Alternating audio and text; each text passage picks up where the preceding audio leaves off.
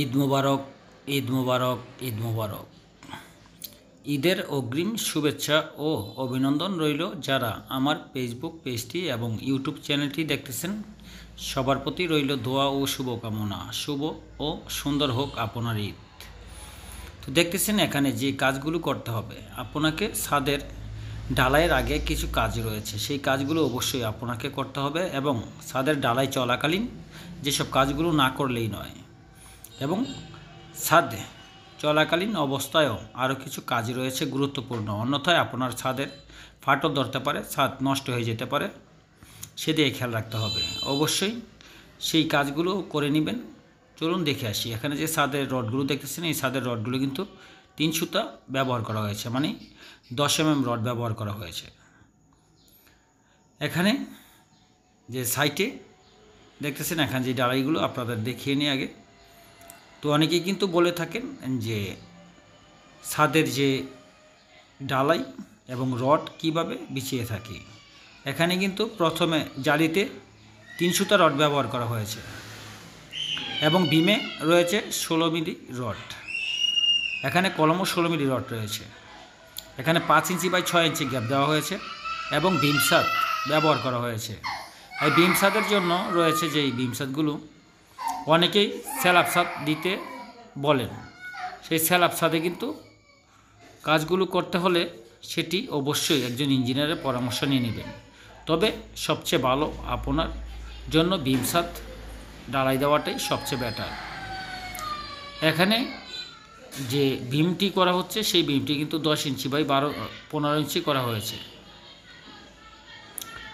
এখানে যে ব্যালকনি রয়েছে, এই ব্যালকনিতে কিন্তু রয়েছে 4 সুতা রড, মানে 12 mm রড ডাবল জালি করে দেওয়া হয়েছে। সাইটে 10 মিলি রড ডাবল দেওয়া হয়েছে স্টার্টআপের জন্য। যতগুলো বারিন্দা দেখতেছেন, এই বারিন্দাতে কিন্তু 12 mm রড ডাবল টপ দেওয়া হয়েছে। এই ছাদে ডালাই হচ্ছে আপনার পুরোপুরি 5.5 ইঞ্চি। তার মানে ভীমের যদি হিসাব করতে যাই তাহলে কিন্তু ইঞ্জিনিয়ার হিসাব অনুসারে 10 ইঞ্চি বাই 15 ইঞ্চি। এখানে কিন্তু 10 ইঞ্চি বাই 15 ইঞ্চি ডালাই হচ্ছে। এই ডালাইগুলো চলাকালীন আপনাকে যে ভীমগুলো, এই ভীমগুলো কিন্তু ক্লিয়ার কভারিং ঠিক আছে কি না সেদিকে অবশ্যই ভালোভাবে তদারকি করে নিতে হবে। পাশাপাশি যে ছাদের রডগুলো বাঁধা হয়েছে, সেই রডগুলো ক্লিয়ার কভারিং নিচে ব্লক ঠিকমতো দেওয়া আছে কি না, নাকি নিচে সিটের সাথে লেগে আছে, সেদিকে অবশ্যই খেয়াল রাখতে হবে।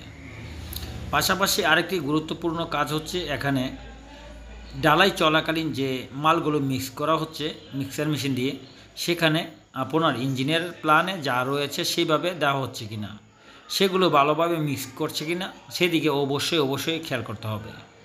মনে রাখবেন, অতিরিক্ত পরিমাণ পানি পড়ে গেলে মিক্সারের সময় ছাদে ফাটল ধরতে পারে। পাশাপাশি অতিরিক্ত পরিমাণ পাইপ, ইলেকট্রিক পাইপ যদি যায় তাহলে সেখান দিয়েও ফাটল ধরতে পারে। খেয়াল রাখতে হবে এই বিষয়গুলো। মাল যদি মিক্স ঠিকমতো না হয়, কোথাও যদি পড়ে যায়, সেখান থেকে ছাদ ফাটল ধরতে পারে। আরও অন্যান্য কারণ রয়েছে, বহুগুলো কারণ, এতগুলো একসময় বলা যায় না। তবে অবশ্যই ধীরে ধীরে আপনাদের বলবো ছাদের ফাটল ধরার কারণগুলো। কিন্তু বিশেষ করে আপনাকে ক্লিয়ার কভারিং অবশ্যই খেয়াল রাখতে হবে।